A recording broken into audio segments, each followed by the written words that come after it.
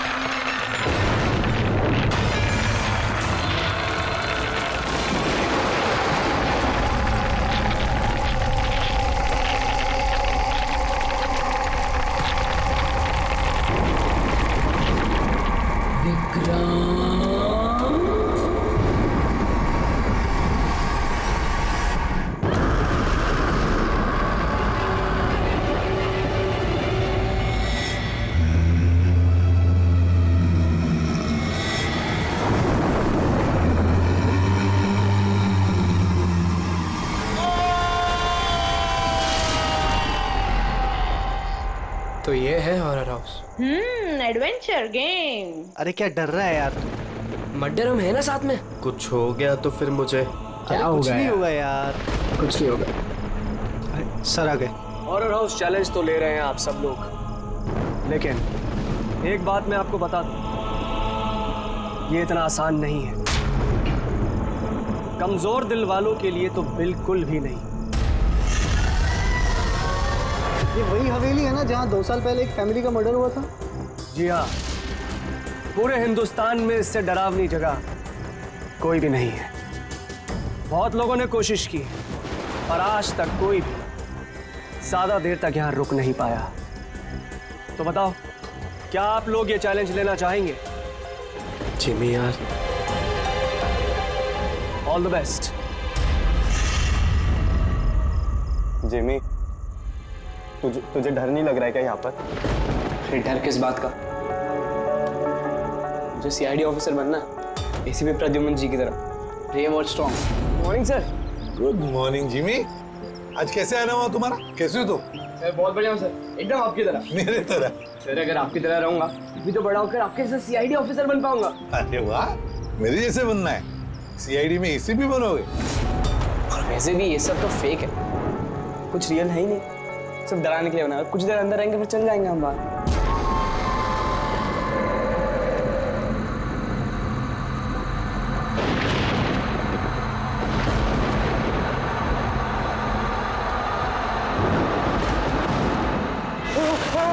अरे डूड, खोलो। रोहित खोलना। जिमी। ठीक है जिमी। तो अब यहाँ से हम लोगों को अलग अलग जाना है। Jimmy. See you later Sushant. अरे Jimmy please open the door. Jimmy कुछ नहीं होगा। रोहित ना यार। Guys please come back guys.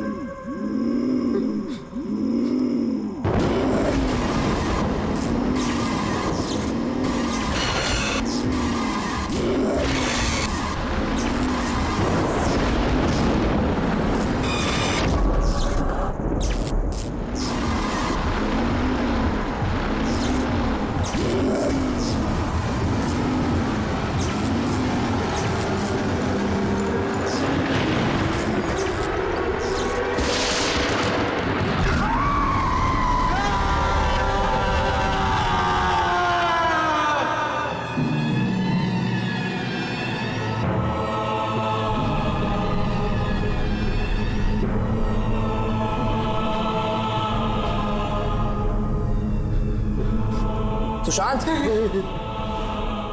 कहा जा चलो क्लास करें चल सुशांत क्या हो गया?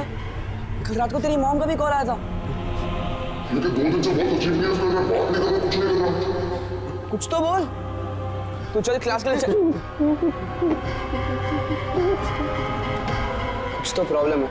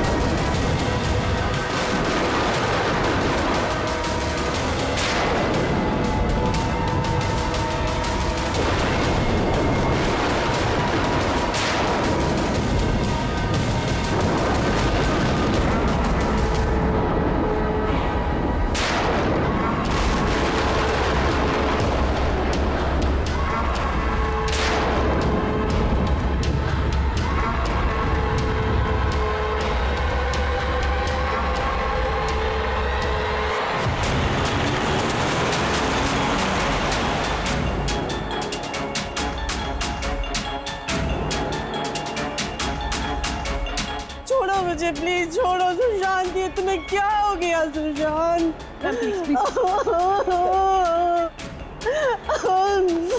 जिमी मेरा बच्चा। अब मुझे ठीक से बता क्या हुआ, ये सब कैसे हुआ? सर वो कॉलेज आया और स्टेज चढ़ के ऊपर जा रहा था। मैंने उसे रोका कि चल क्लास का टाइम हो गया, चल साथ में। पर सर उसने मेरी बात सुनी ही नहीं सर। और वो टेरेस जाके मुझे उसे रोक लेना चाहिए था सर। अगर मैं उसे रोक लेता तो ऐसा नहीं होता सर। जिमी देखो बेटा, अपने आप को ब्लेम मत करो। क्या तुम्हें थोड़ी पता था कि ये ऊपर जाकर ऐसे करेगा? Don't blame yourself. नहीं सर, कुछ तो प्रॉब्लम थी सर। पिछले 2 दिन से सुशांत ऐसा ही है सर। ना किसी से बात करता है, बहुत अजीब बिहेव कर रहा था सर। मुझे उससे बात करनी चाहिए थी। अगर मैंने बात की होती तो सर शायद कुछ। अच्छा ये पिछले 2 दिन से क्या हुआ, क्या था, क्या प्रॉब्लम क्या थी? हैं? हम लोग सर उसको हॉरर हाउस लेकर गए थे। उसका मन नहीं था जाने का, फिर भी उसको फोर्स करके लेके गए थे सर। सुशांत भाई, भाई क्या हुआ? सुशांत तो तुम्हारा मतलब है कि हॉरर हाउस जाने के बाद से ही सुशांत? हाँ सर, कुछ तो हॉरर हाउस में ही हुआ था सर।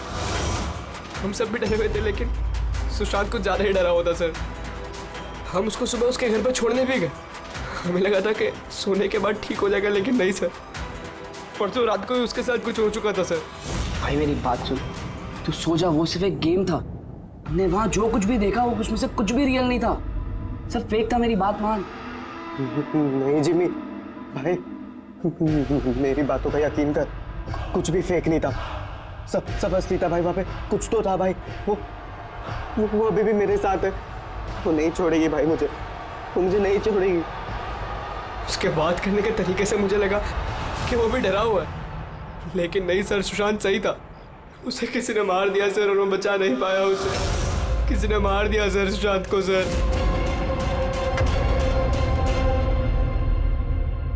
ये देखो बॉस, ये सीटी स्कैन किसका? ये एक 80 साल के बूढ़े के ब्रेन का सीटी स्कैन है। इस आदमी को एक बहुत ही भयानक ब्रेन की बीमारी हुई। जरा देखो गौर से, इसके ब्रेन सेल्स कैसे सिकुड़ गए हैं। और सर इस सीटी स्कैन में ब्रेन सेल्स और भी ज्यादा डैमेज्ड है। ये स्कैन किसका? सुशांत। क्या सुशांत का? एक जवान हेल्दी लड़के के ब्रेन के सेल्स एक बीमार बुढ़े आदमी के ब्रेन के सेल से ज्यादा खराब? वही तो सबसे बड़ा सवाल है अभिजीत, कैसे? और हमने सुशांत के फैमिली डॉक्टर से भी बात की। उन्होंने भी कहा कि सुशांत बिल्कुल फिट था, ना कोई हेल्थ इश्यूज, ना दिमाग की बीमारी। कुछ भी नहीं। सर जिमी ने बताया था कि हॉरर हाउस से लौटने के बाद ही इस सुशांत के बिहेवियर में चेंज आ गया था। और सर सुशांत की माँ का भी यही कहना था कि सुशांत अजीब अजीब सी बातें करने लगा था। उसे लगता था कि उसके आसपास कोई है जो उसे मारना चाहता है, पर ऐसा कुछ भी नहीं था। और सिर्फ 2 दिन में सुशांत को स्किज़ोफ्रेनिया के सिम्टम्स होने लगे। इम्पॉसिबल। अभिजीत, जिमी की बात सही हो सकती है। ये कोई आत्महत्या नहीं, खून है खून। पर खून कैसे?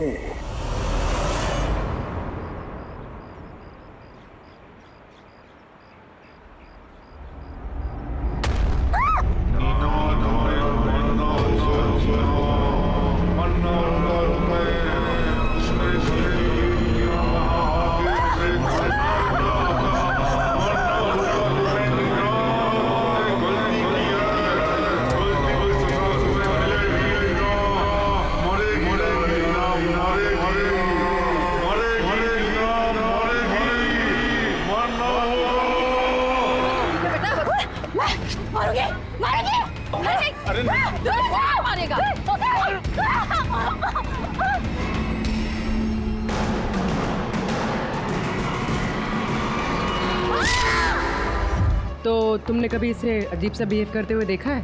बिल्कुल ठीक थी वो, पर आज जब वो कॉलेज आई बिल्कुल बदली हुई सी बिहेव कर रही थी। पूछने पर कुछ बताया भी नहीं उसने, फिर अचानक से क्लासेस छोड़ के चली गई। मतलब कल तक सब कुछ ठीक था, तो कल और आज के बीच ऐसा क्या हुआ कि वो इस तरह से बिहेव करने लगे?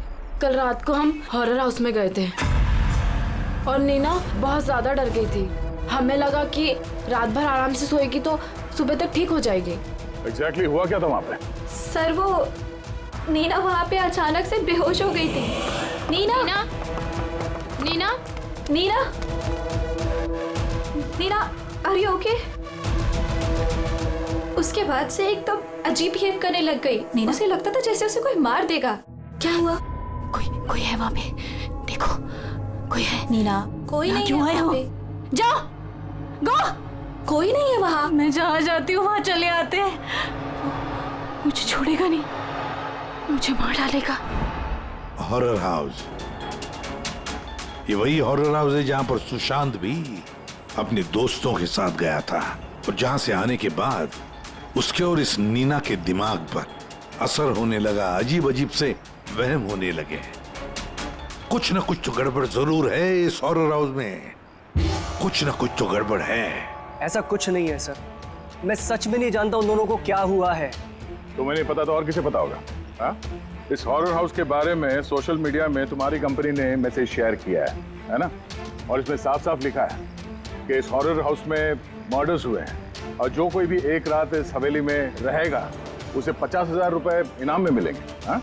और इसमें यह भी लिखा है कि ये हॉरर हाउस बनने से पहले 2-3 लोग यहाँ पे रात में रुके थे जो गायब हो गए। इनका अब तक कोई छता पता नहीं चला है। सर मार्केटिंग के लिए सब करना पड़ता है। हॉरर हाउस के प्रमोशन के लिए हमने कुछ एक्टर्स से काम करवाया था ताकि लोग यहाँ पर आए। आप चाहे तो हम उनका नाम और पता आपको दे सकते हैं, आप उनसे पूछ सकते हैं सर। अच्छा, अगर ये सब तुमने मार्केटिंग के लिए किया है तो इसके पीछे असली कहानी क्या है ये बताओ। सर यहाँ पर एक बहुत रईस आदमी रहता था अपने परिवार के साथ, विक्रांत, और एक दिन उसने अपने पूरे परिवार को मार दिया।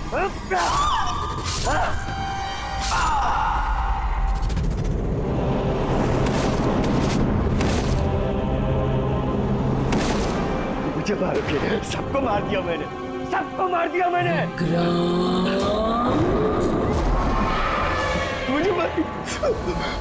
मुझे मारेगी।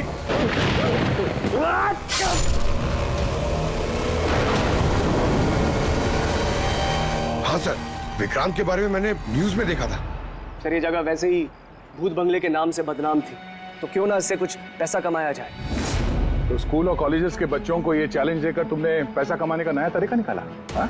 मगर तुमने सोचा तुम्हारे लालच ने 2 बच्चों की जान ले ली। सर आपको पता है ना हॉरर हाउस क्या होता है? यहाँ पर सब कुछ नकली होता है सर। डराने के लिए डेड बॉडीज की जगह नकली एक्टर्स होते हैं, खून की जगह लाल रंग होता है, लाउड नॉइजेस होती है, दैट्स इट। सर ऐसी कोई भी चीज नहीं होती जिससे किसी को खतरा हो। सर डॉक्टर सालुंके का मैसेज है। नीना के सीटी स्कैन से पता चला कि उसके ब्रेन सेल्स बहुत तेजी से उसी तरह डैमेज हुए हैं जैसे सुशांत के केस में हुए थे। अब बोलो, अगर ये सब नकली है, नाटक है, तो किसी के दिमाग पे इतना बुरा असर कैसे पड़ सकता है? हा? सर मुझे इसके बारे में कुछ नहीं पता, मैं सच कह रहा हूँ। ठीक है, आज रात इस हॉरर हाउस में हम लोग रुकेंगे।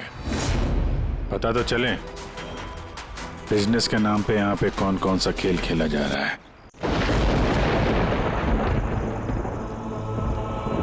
अभिजीत, इस हवेली का मालिक महेश और उसका स्टाफ कुछ गड़बड़ लग रहा है। लगता है वही लोग हैं जो ये सब कर रहे हैं। हम लोग अलग अलग रूम में जाएंगे, अकेले। इतना तो पता है ना सबको कि इन लोगों ने ऐसा कुछ इंतजाम करके रखा है कि जिससे सबको डर लगे, हैं?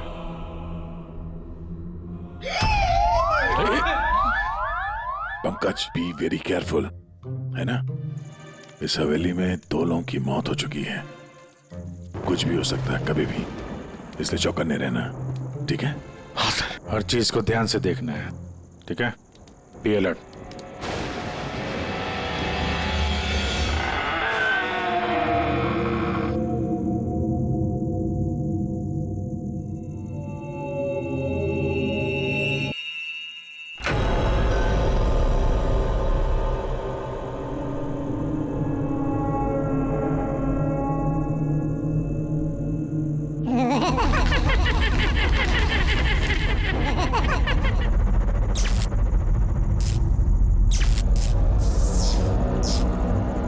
अगर दरवाजे तक जाना है तो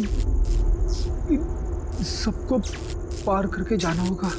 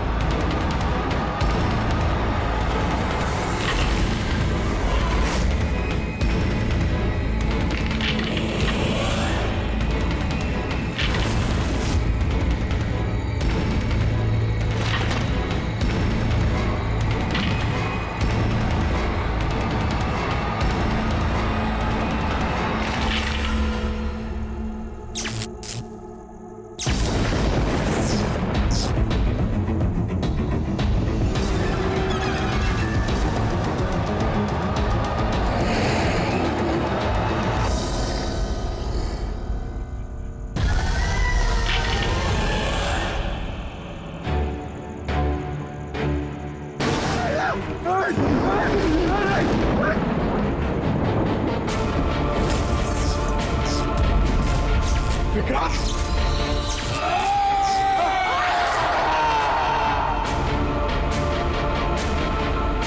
पंकज, पंकज, पंकज, क्या हुआ है? पंकज, क्या? पंकज, संभाल के। तुम ठीक हो? ठीक तो हो? क्या हुआ? रेडी, इसे हॉस्पिटल ले जाओ जल्दी। पंकज, पंकज, चलो संभाल के। पंकज, क्या हुआ? क्या हो रहा है ये सब है? इसकी हालत देखी आपने? कौन सा खतरनाक खेल खेल रहे हैं आप लोग यहाँ पे? सर मैंने आपको बताया ना, यहाँ पे सब कुछ नकली है। जिन्हें आपने देखा होगा वो सब जूनियर एक्टर्स हैं, हाथ में चाकू लिए हुए। और सर वो विक्रांत की होलोग्राम इमेज है। सर यहाँ पर ऐसा कुछ नहीं है जिससे किसी को खतरा हो। तुम एक ही बात को 1000 बार कह लो, मगर एक बात साफ है, यहाँ कुछ तो है जो ठीक नहीं है। बॉस, पंकज की हालत अब पहले से बेहतर है। उसका सीटी स्कैन किया गया है और स्कैन में ऐसी कोई बात नहीं आई है जिससे कोई चिंता हो। ये बहुत अच्छी बात हुई कि आप लोगों ने बिल्कुल सही वक्त पर पंकज को हॉरर हाउस से बाहर निकाल दिया।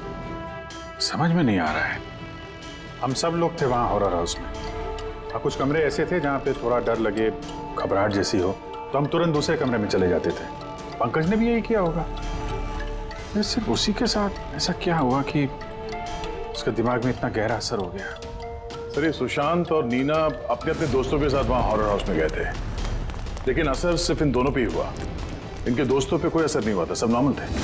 सर हो सकता है उस हॉरर हाउस के किसी खास कमरे में वो चीज़ हो जिससे इंसान के दिमाग पे बहुत बुरा असर करता है। ये पंकज, सुशांत, नीना उस कमरे में गए तो उनके दिमाग पे असर हुआ। बाकी के लोग उस कमरे में गए नहीं तो असर हुआ नहीं होगा। हो सकता है गया, हो सकता है, पर कौन से कमरे में, ये कमरा कौन सा है ये तो पता लगना चाहिए। सर मुझे वहाँ पे विक्रांत की डायरी मिली। जिस दिन उसने अपनी फैमिली का फोन करके आत्महत्या की, उसके कुछ दिन पहले इसने लिखा है, या मैंने फिर से उन्हें देखा, उनकी आवाजें सुनाई देती हैं। वो लोग हर जगह पे मेरा पीछा करते हैं, मैं रात को सो नहीं पाता, किसी पे भरोसा नहीं है मुझे। उस शैतान ने सबको अपनी तरफ कर लिया है। और हैरानी की बात यह है कि इसके पहले जो कुछ लिखा है वो बिल्कुल नॉर्मल है, उसमें कोई खतरे और डर की बात नहीं है। जो कुछ भी हुआ है अचानक हुआ, ऐसा सुशांत और नीना की तरह। बात समझ में नहीं आ रही है अभिजीत, ये विक्रांत, इस विक्रांत ने अपने पूरे खानदान का कत्ल कर दिया और फिर डर के मारे उसने अपनी जान ली, आत्महत्या कर ली। नहीं अभिजीत, कुछ ना कुछ तो गड़बड़ जरूर है, कुछ ना कुछ तो गड़बड़ है। कहीं ऐसा तो नहीं कि सुशांत और नीना की तरह किसी ने विक्रांत को ही मार डाला? आत्महत्या नहीं, खून है विक्रांत का। पर क्या हुआ होगा विक्रांत के साथ, क्या हुआ होगा, पता कैसे चलेगा? सर विक्रांत की फैमिली में सिर्फ एक लड़की जिंदा है, उसकी बड़ी बेटी राधिका। राधिका? सर अगर मैं आज जिंदा हूं तो सिर्फ इसीलिए क्योंकि उस दिन मैं शहर से बाहर थी, एक ट्रिप पर गई थी और जब वापस आई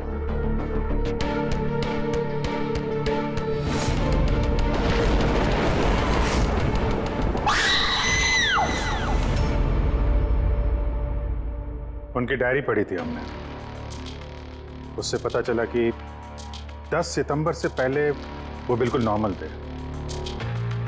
उसके बाद से उन्हें किसी से डर लगने लगा, अपनी जान खतरे में महसूस होने लगी। 10 सितंबर। सर 10 सितंबर को तो हमने डैड का 50th बर्थडे सेलिब्रेट किया था। सब लोग आए थे, फैमिली, फ्रेंड्स, और सर डैड तो बहुत ज्यादा खुश थे। सर बट डैड के बर्थडे के बाद ही उनका बिहेवियर चेंज हुआ था। अभिजीत, मतलब विक्रांत के साथ जो कुछ भी हुआ है उस बर्थडे पार्टी में ही हुआ है, पर क्या ऐसा क्या हुआ जिसकी वजह से विक्रांत परेशान हो गया, डिस्टर्ब हो गया? क्या हो सकता है? राधिका, आप बता सकती हैं उस दिन बर्थडे में कौन कौन आया था? उस दिन के फोटोग्राफ्स और वीडियो भी चाहिए हमें। पूरी रात पार्टी में विक्रांत बिल्कुल नॉर्मल लग रहा था, लेकिन लेट नाइट को उसका किसी के साथ तो झगड़ा हुआ। मैंने दूर से देखा था, बहुत जोर जोर से बहस हो रही थी। किसके साथ? अजय, विक्रांत का बेस्ट फ्रेंड। विक्रांत कैसा आदमी था? साहब, बहुत बड़ी गलती कर दी मेरे माँ बाप ने, अपनी बेटी की शादी विक्रांत से करवा के। साहब, उसे नहीं जीना था तो वो खुद मर जाता, लेकिन मेरी बहन और बच्चों को मारने की क्या जरूरत थी? विक्रांत के मरने के बाद तो सारी प्रॉपर्टी राधिका के नाम पे चली गई होगी ना? नो सर, विक्रांत के बिजनेस में या उसकी प्रॉपर्टी में राधिका का कोई इन्वॉल्वमेंट नहीं था सर। उसके परिवार के बाद वो पूरी टूट चुकी थी। एक रुपया नहीं दिया था सर उसने, बल्कि ज्यादातर पैसा उसने चैरिटी के लिए दे दिया था। और विक्रांत का बिजनेस? सर, उनके कजन है दीपक, वो संभालते हैं। दीपक जी, विक्रांत की मौत के बाद उसके पूरे बिजनेस की कमान तुमने संभाल ली है ना? क्योंकि विक्रांत की फैमिली में कोई बचा ही नहीं, सिर्फ राधिका के सिवा। और राधिका ने बिजनेस और बाकी सारे प्रॉपर्टी में से अपने आप को दूर कर लिया था, इसलिए, है ना? जी, सभी को मालूम है कि विक्रांत मेरा कजिन था और किसी को तो जिम्मेदारी लेनी ही थी, लेकिन ये सब आप मुझसे क्यों पूछ रहे हैं? देखिए, विक्रांत और उसकी फैमिली के साथ जो भी हुआ उसका अफसोस सबको है। वो एक हादसा था, साजिश नहीं। आप लोगों को लगता है कि विक्रांत ने आत्महत्या नहीं की, मर्डर किया है किसी ने उसका। मैंने मारा है उसे और सुपारी देकर ये काम मैंने करवाया है। सर, वो मेरा बहुत जिगरी यार था, जिगरी। हम दोनों के बीच में बिल्कुल एकदम भाइयों जैसा प्यार था सर। तो हमें तो पता चला है कि काफी समय से तुम दोनों की दोस्ती में काफी दरार पड़ गई। दरार? नहीं सर। सर, वो क्या है ना कि फ्रेंडशिप के बीच में जो तकरार होती है और प्रॉब्लम्स होती है, बस वैसे ही कुछ हुआ था। लेकिन सर, बाद में हमने पैचअप कर लिया था। सर मेरी बात जरा गौर से सुनिए कि अगर हम दोनों के बीच में दोस्ती नहीं होती तो क्या वो मुझे पार्टी में इनवाइट करता? राइट। और उसी पार्टी में तुम्हारा जबरदस्त झगड़ा भी हुआ था विक्रांत के साथ। झगड़ा? हमारे पास एक गवाह है। नहीं सर, नहीं, झगड़ा नहीं हुआ था। वो क्या था कि 3-4 पैग अंदर जाने के बाद बस हम दोनों हाइपर हो गए थे और उसके बाद हम दोनों में बहसाबाजी शुरू हो गई थी। That's it. हद करते हैं मैम आप लोग। पूरी दुनिया जानती है कि विक्रांत ने अपनी फैमिली का मर्डर करके खुद सुसाइड कर लिया। हो सकता है उसकी कोई बहुत बड़ी प्रॉब्लम हो, पुलिस ने भी ये केस क्लोज कर दिया है, तो आप फिर क्यों 2 साल बाद मुझे इस केस में फंसाना चाहती हैं? I mean, मैं ऐसा क्यों करूंगी? देखिए, हमें तो बस इतना पता चला है कि विक्रांत की कंपनी में बरसों काम करने के बाद भी आपको प्रमोशन नहीं मिला। इनफैक्ट विक्रांत तो आपको नौकरी से निकालना चाहते थे, और फिर अचानक विक्रांत की मौत के बाद आपकी फाइनेंशियल कंडीशन काफी बेहतर हो गई। हाँ, तो मतलब आप ये कहना चाहती हैं कि मैंने विक्रांत का खून करके उसकी पूरी प्रॉपर्टी पर कब्जा कर लिया? Is that you want to say? आप लोगों को लगता है कि मैंने विक्रांत को उकसाया कि अपनी फैमिली को मारकर खुदकुशी कर ले। इस बात का आपके पास कोई सबूत है, कोई गवाह है? दीपक, विक्रांत के 50वें सालगिरह की पार्टी में तुम तो गए थे, है ना? तो गिफ्ट भी लेकर गए होंगे। अब 50वां बर्थडे जो था, क्या क्या लेकर गए थे, जरा बताओ तो। अजी, 2 साल में मैंने कई लोगों को अलग अलग गिफ्ट दिए हैं। कैसे बता पाऊंगा कि विक्रांत को क्या दिया था? मुझे कुछ ठीक से याद नहीं आ रहा। आई थिंक सिर्फ कार्ड ही दिया था। लेकिन सर, ये अचानक बीच में गिफ्ट की बात कहाँ से आ गई? और मुझे नहीं याद कि मैंने उसे क्या गिफ्ट दिया था। ये 2 साल पहले की बात है मैम। और फिर किसी को कोई गिफ्ट देना कोई गुनाह थोड़ी है। जी, मैंने विक्रांत को उसके फेवरेट ऑथर की नई बुक गिफ्ट करी थी, लेकिन उसको किसने क्या गिफ्ट किया ये बता पाना मुश्किल है। आप जानना क्यों चाहते हैं?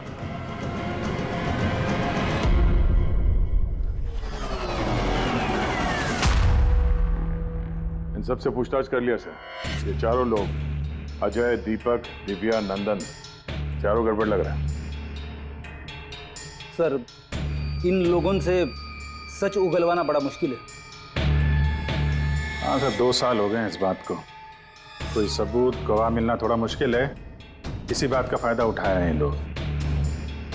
अगर इतना तो तय है कि इनमें से कोई एक झूठ बोल रहा है और वही है विक्रांत का कातिल। अभिजीत, फिर भी एक सवाल उठता है कि अगर किसी ने भी एक चीज गिफ्ट दी है जिसकी वजह से इंसान का दिमाग खराब होता है, तो फिर विक्रांत का ही दिमाग खराब क्यों हुआ उस चीज की वजह से? वहां पर और भी तो लोग थे उस घर में, उनको कैसे कुछ नहीं हुआ? हाँ सर, विक्रांत के परिवार में 5 लोग थे, नौकर चाकर अलग। उन्हें भी तो असर होना चाहिए था, पर उन पर कुछ नहीं हुआ। जैसे अब 2 साल बाद जितने भी लोग वहां पर गए थे, किसी पे कोई असर नहीं हुआ, सिवाय पंकज, सुशांत और नीना। पंकज बताओ, कौन से कमरे में गए थे और कैसे कैसे गए?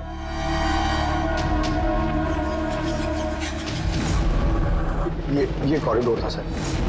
मैं सीढ़ियों से नीचे आया सर, ये कॉरिडोर क्रॉस करके यहाँ हॉल में गया सर।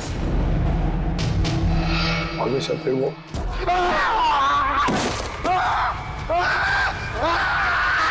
मेरा पैर पकड़ा सर, मैं घबरा गया सर। फिर मैं यहाँ से भागा, फिर इस कॉरिडोर में आया सर, और यहाँ पर कहीं पे शायद मुझे वो विक्रांत दिखा और सब में।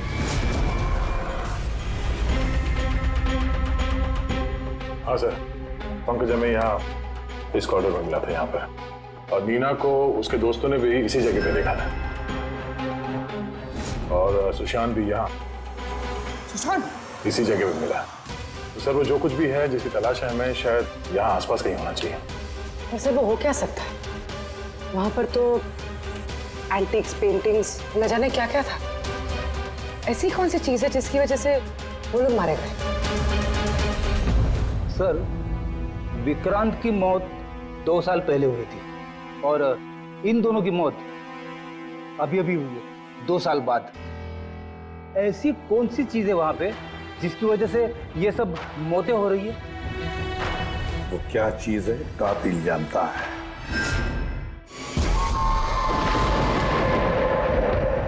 सीआईडी की टीम ने ये कहा है कि उस रात पार्टी में जो कुछ हुआ वो हमसे एक बार फिर जानना चाहती है। इसी जगह जहां पार्टी हुई थी कि एग्जैक्टली हुआ क्या था, उस रात कौन कहां था और क्या कर रहा था। अरे एसीपी सर अभी तक क्यों नहीं आए? मैं इससे ज्यादा इंतजार नहीं कर सकता। इनफ। एक काम करते हैं, एसीपी सर को कॉल कर लेती हूँ। प्लीज। अरे तुम लोगों को जो कुछ करना है करो, मैं तो चला। मैं यहाँ एक पल भी नहीं रुकूंगा, एक पल भी नहीं रुकना मुझे। अरे सुनो यार,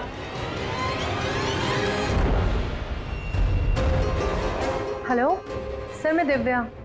आपने हम सबको हॉरर हाउस में बुलाया था ना, हम लोग आ गए हैं। हाँ जी, मैं, नंदन, अजय और दीपक। क्या आपने बुलाया ही नहीं? ऐसी कोई बात ही नहीं हुई? Okay sir. क्या हुआ? एसीपी का कहना है कि उन्होंने हमें बुलाया ही नहीं। अरे ये हो क्या रहा है? पता नहीं, शायद किसी ने हमारे साथ मजाक किया है। चलो चलते हैं यहाँ से। चलो जल्दी चलो। कहाँ चलते हैं? ऊपर से बाहर जाने का कोई रास्ता नहीं है। अब क्या करेंगे हम? कैसे निकलेंगे यहाँ से बाहर हम? कोई दूसरा रास्ता तो होगा।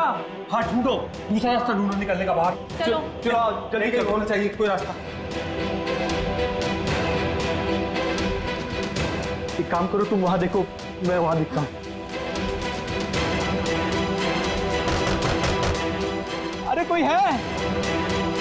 प्लीज दरवाजा खोलो।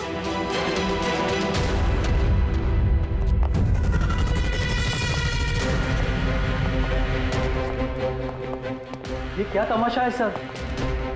आप क्यों परेशान कर रहे हैं हमें? परेशान नहीं कर रहे थे, सिर्फ परीक्षा ले रहे थे, और परीक्षा का रिजल्ट भी आ गया। पता चल गया है खूनी कौन है। आप सबको इस हॉरर हाउस के उस हिस्से में बंद किया गया था जहां ऐसी कोई चीज है जिसकी वजह से दिमाग पे बहुत बुरा असर पड़ता है और इंसान को अजीब अजीब से वहम होने लगता है, और उस चीज के बारे में कातिल को पता है,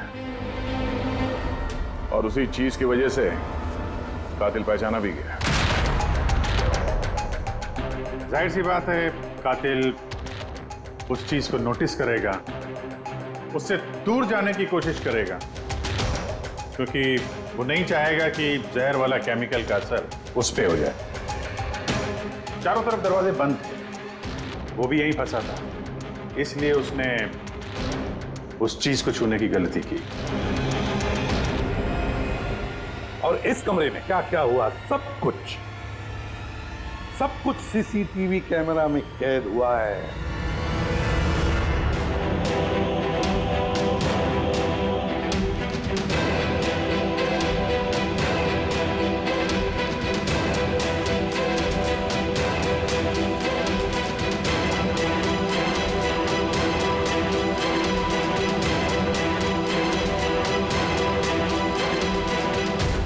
सबको लगता था कि विक्रांत एक अच्छा इंसान है, लेकिन ये सच नहीं था।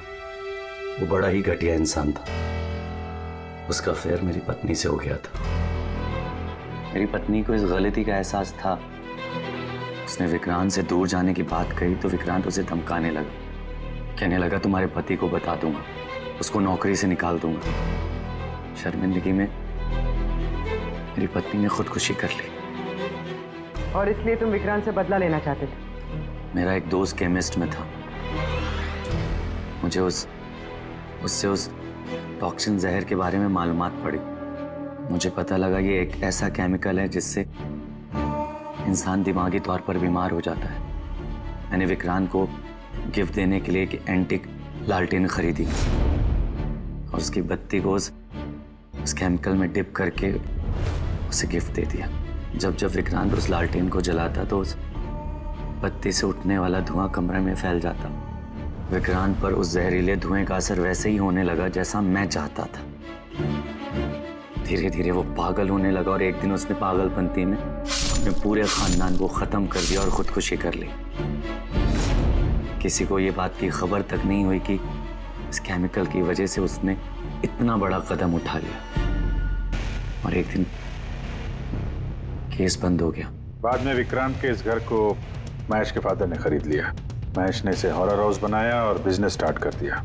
लेकिन वो लालटेन अभी भी यहीं थी, स्टडी रूम में नहीं, कॉरिडोर में, जिसकी वजह से ये सब हो रहा था। सच बोल रहा हूँ, मुझे जब पता लगा कि उस जहरीली लालटेन की वजह से 2 साल बाद भी लोग मर रहे हैं तो मैं घबरा गया। मैं रिस्क नहीं लेना चाहता था लालटेन को यहाँ से निकालने के।